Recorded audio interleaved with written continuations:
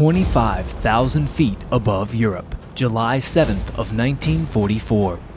Hundreds of American bombers roar towards targets across Germany. Within these many formations would be one single squadron of the 492nd Bomb Group, destined to have their darkest day of the war. Here, each bomber and each crew took devastating losses over the Reich after they were left to fend for themselves against a highly skilled and deadly adversary. But how did this happen? And what were the fates of these unlucky air crews? Let's dive into the records, relive the mission, and find out. It is 1 month after D-Day, July 7th of 1944. And as the sun rises over the European countryside, the sky is calm and peaceful. But this would not last long.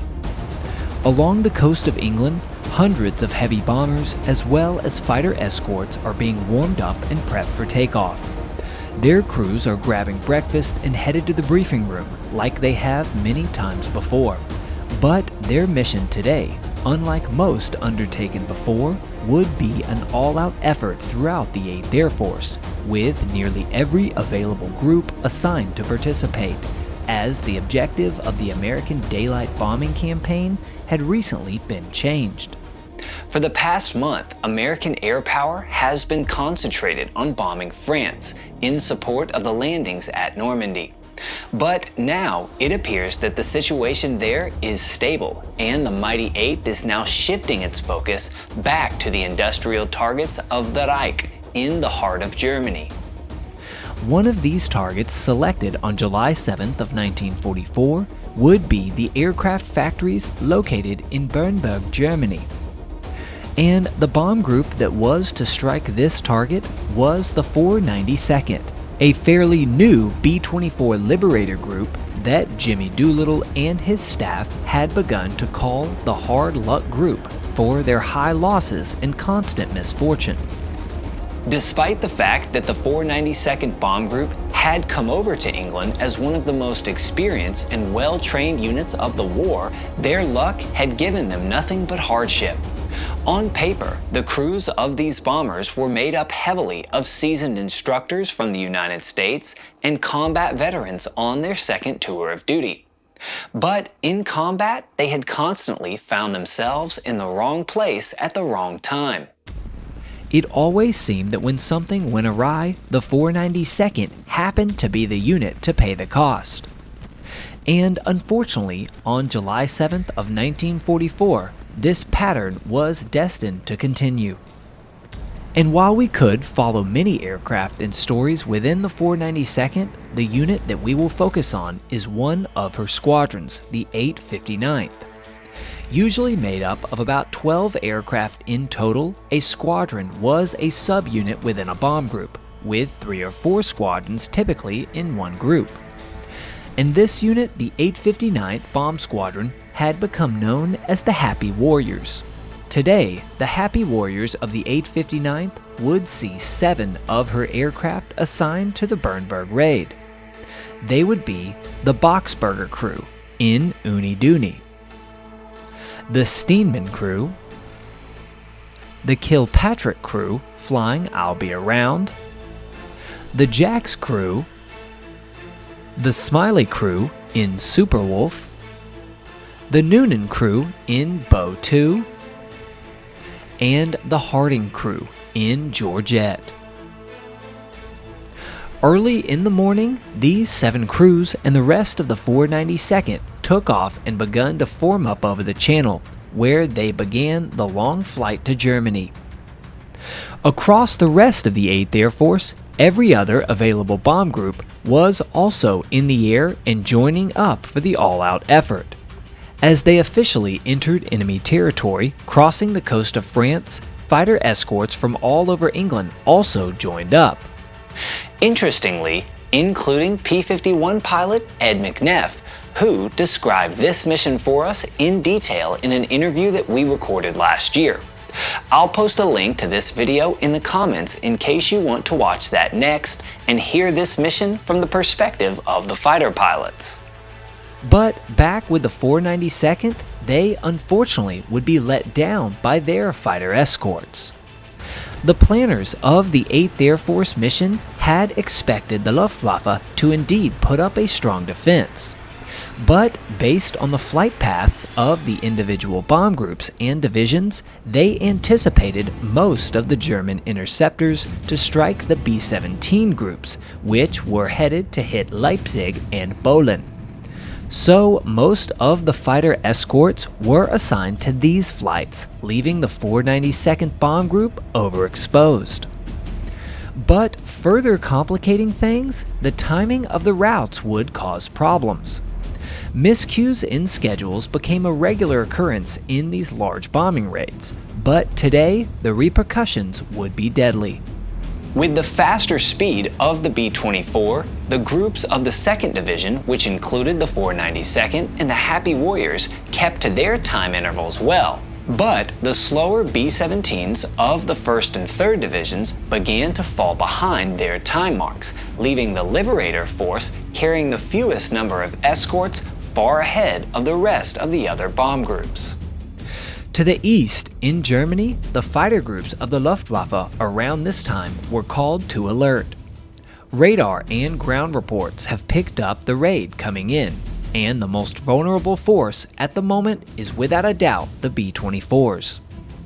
So immediately, the Germans are scrambled to intercept, and wave after wave of both single-engine and twin-engine fighters are sent into the air, headed to cut off the Yanks. Headed directly towards these fighter groups would be the 859th, led by B-24 Georgette. In addition to her payload, however, this Liberator leading the squadron had a couple of special guests on board. Because Georgette and the Harding crew were one of the lead ships for this raid, she also carried 2 additional crew members on board. This would be Lieutenant Melvin Curtis, acting as lead navigator for the mission, as well as Captain Louis Jacks Jr., known as Captain Jakes. Captain Jakes was the acting commander for this mission, opting to fly combat with the men that he was leading instead of sweating out the mission from behind a desk. This left Georgette carrying 12 crew members instead of the normal 10 on board of a B-24, as she led the Happy Warriors on to Bernburg. At approximately 9:15 a.m., the 492nd had reached their initial point, which meant the beginning of their bomb run. They had been flying through intense and accurate flak up until this point, but they had made it through unscathed. Now, however, the controls of the flight had to be handed over to the bombardier as they approached the target. The Liberators would now unfortunately have to fly straight and level, unable to dodge enemy attacks. And it is here that the chaos would begin. To open up the turmoil, the first threat would actually be a fellow group of American B-24s. This would be another force that had been assigned to attack Halle and had just dropped their payload. They were now on the return flight, but slightly off route and off schedule. This would lead them right into the path of the 492nd at the start of their bombing run, on a near collision course. And this would normally not have been a problem, had it not been for the simultaneous arrival of what felt like the entire Luftwaffe. During their approach, German interceptors from JG-3, JG-51, and JG-300 all arrived and dove into both bomber forces. But first, they would hit the raiders of the 453rd Bomb Group, who had just come in from Halle. Here, a German fighter from head-on struck the cockpit of the deputy lead Liberator, likely killing both pilots. Shortly after, the B-24 began to float out of formation, aimlessly, flying without control. The rest of the raiders continued on home from this unit, but this bomber, with 2 dead pilots, wandered straight into the path of the 492nd as they were about to bomb Bernburg. The ghost ship came right into the incoming formation, striking one of the B-24s of the 492nd, killing all but one crew member from both aircraft. Georgette and the other Happy Warriors could do nothing but watch as the battle opened up in horror. The chaos that ensued in the next few minutes has no official timetable in the mission reports, so the exact order of events is unsure. But what we do know is around this moment, Focke-Wulf 190s and Me 109s came in from the rear and from the 3 o'clock position, and that their primary target was the 859th, who happened to be in the most vulnerable spot of the formation. One of the first aircraft to likely go down was Superwolf, flown by Captain Elmer Smiley. Their killer could have possibly been Richard Lofgren of JG300 in his Focke-Wulf 190. Apparently, when attacked by this German pilot, a fire was started on board of Superwolf, and it quickly accelerated and caused the aircraft to explode. Here, 2 of her crew members were able to escape and bail out, but the rest perished as the first aircraft of the 859th went down. Captain Jakes no doubt realized that the situation was becoming dire as he watched from behind the pilots of Georgette.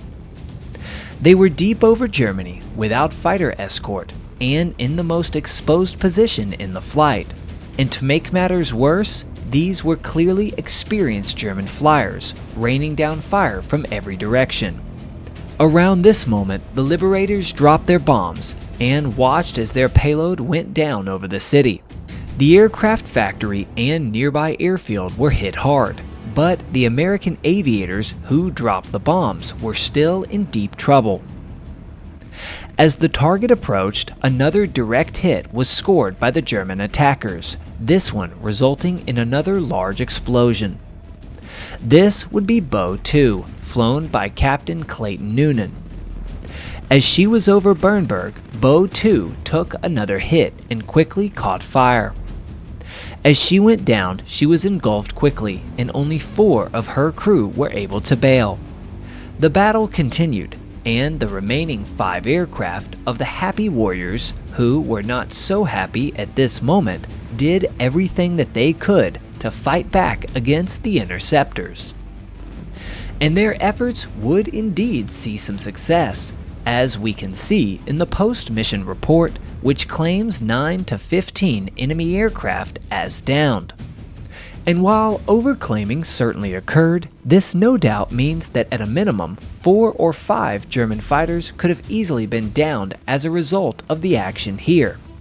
Another interesting detail that I came across in the mission report for this raid was a type of form that I have not yet seen before in any research.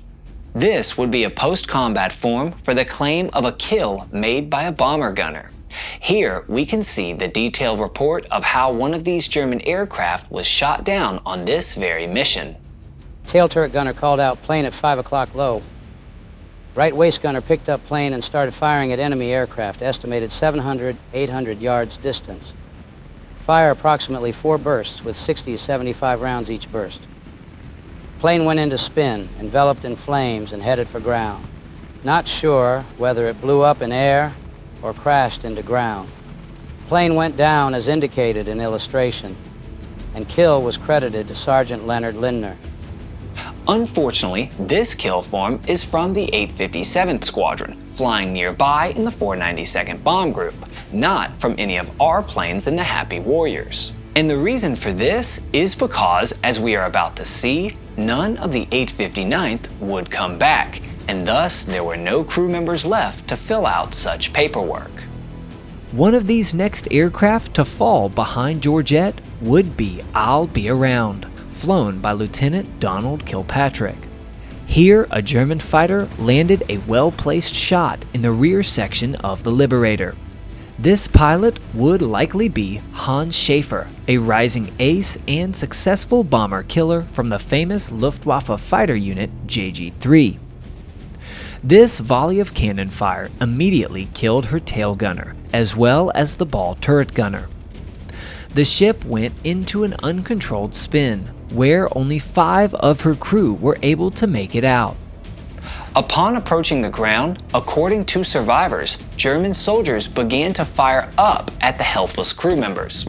Their gunfire would find home on one of them, killing Captain Kilpatrick before he could even touch the ground. 4 more bombers of the Happy Warriors were still in the air, but by now, nearly half of their flight was gone. Shortly thereafter, the Steenman crew was also hit badly. Unfortunately, there are very few details about what happened to her, but what we do know is that 3 of her crew were simply never found. Theories about their fate range from hitting the vertical stabilizer when exiting the aircraft to entangled in the radio wire or simply killed by Germans on the ground. But whatever their fate, it was another bomber lost and only 3 more aircraft left in the sky for the 859th. The next target for the interceptors would be the Boxberger crew, flying a B-24 that may have been named Uni Dooney. Unfortunately, they had not yet had a photo made with their bomber, as it was just their 3rd mission. Here, they would be struck by a fighter and began to slowly fall out of the formation, with Lieutenant Boxberger shortly thereafter giving the order to bail out. But tragically, likely in an effort to keep his plane level for the rest of his crew, Lieutenant Boxberger and another crew member would perish, with the other 8 bailing out safely. At this point, it was a massacre. There were just 2 aircraft left in the squadron. This meant that they had already lost 50 men, more than any on one single mission in the entire war. But the attacks continued, and things were still going to get worse. Captain Jakes and his crew looked out the window and watched as another German pass came on their only remaining squadron mate, the Jax crew. Their B-24 took substantial damage, particularly to the tail, where the gunner was killed.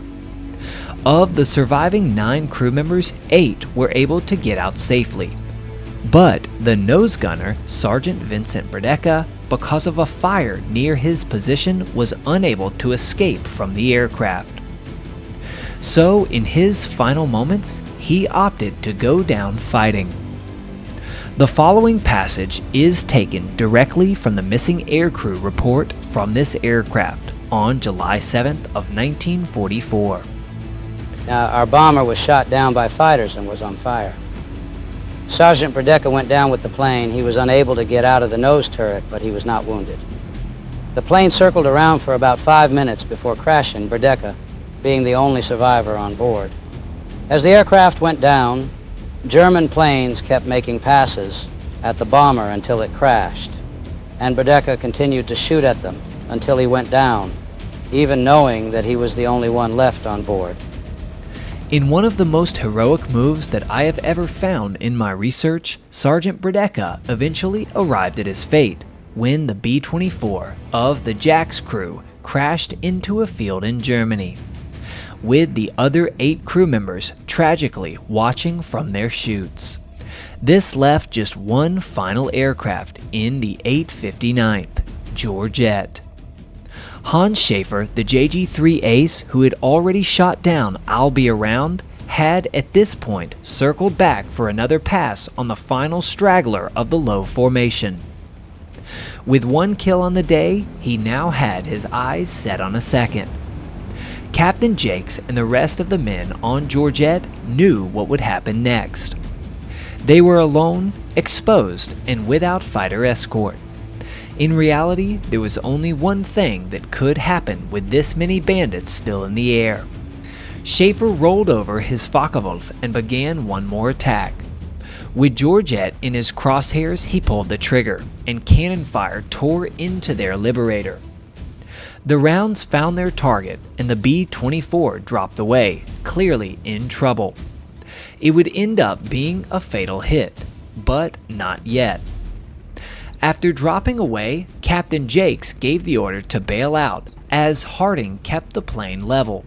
One by one, the 12-man crew began to leave the aircraft, and more American chutes filled the sky. Unfortunately, here, every single crew member upon Georgette was able to escape, with the aircraft exploding shortly after the last man escaped the doomed bomber. But tragically, sometimes in 1944, the ground in Germany was even more treacherous a place than the sky. As the crew of Georgette landed, in some locations, German civilians saw the airmen coming down, and with the recent bombings of many of their own cities, these aviators were widely despised in plenty of places across the Reich. According to the reports that were made later on, we can see that multiple crew members were greeted with beatings from the townspeople. My own experience from the Germans in that area was that they were pretty rough on all captives. Several in that area were beaten pretty bad, including myself, the command pilot flying with us, and the radio operator. That command pilot mentioned would be Captain Jacks. He was indeed beaten upon landing, but survived and was taken by German soldiers as a captive before his injuries got too severe. But not every other crew member from Georgette was so lucky. According to German soldiers who recovered his body, Staff Sergeant Franklin Snyder, the ball turret gunner, was dead when they found him. The Germans apparently said that he had a wound to his face, perhaps hitting the plane when he bailed out, and that this injury was obviously a direct result of combat action. But his fellow crew members did appear to disagree. One of them even wrote the following in a report made later on. This is wholly supposition, but it is my strong belief that Sergeant Snyder was beat to death on the ground after landing in his parachute. There were many cases of such beating, 5 of which I witnessed personally. But regardless, at the end of the action, Sergeant Snyder was dead, and 11 more American aviators were captured. In less than 20 minutes, an entire squadron was wiped out. 7 planes took off and were left all alone with no fighter escort, and because of that, 0 returned to base. This would be the most costly mission of the war for the 859th Bomb Squadron, with more than 70 men captured, missing, or dead. And now is when this small piece of history would come into the story. This is an actual POW letter sent in 1944 from the mother of Captain Louis Jacques Jr. across the Atlantic Ocean to her son, who was a captive in a German prisoner of war camp. This would be sent a few months after Georgette was shot down and provides an incredible look into what these families and these men were going through. If you want to read this letter, join Letters from War, my monthly history package. Once a month, get to read an authentic letter sent to or from a World War II service member, as well as documents, flyers, and maps from that theater of war. It's the perfect Father's Day gift, or ideal for any history fan. Learn about the heroes of World War II in the best way possible with Letters from War. Join at the link below and read this real letter to Captain Louis Jacques Jr., a real crew member from B-24 Georgette, and many other stories. Thanks for watching, and I'll see you next time.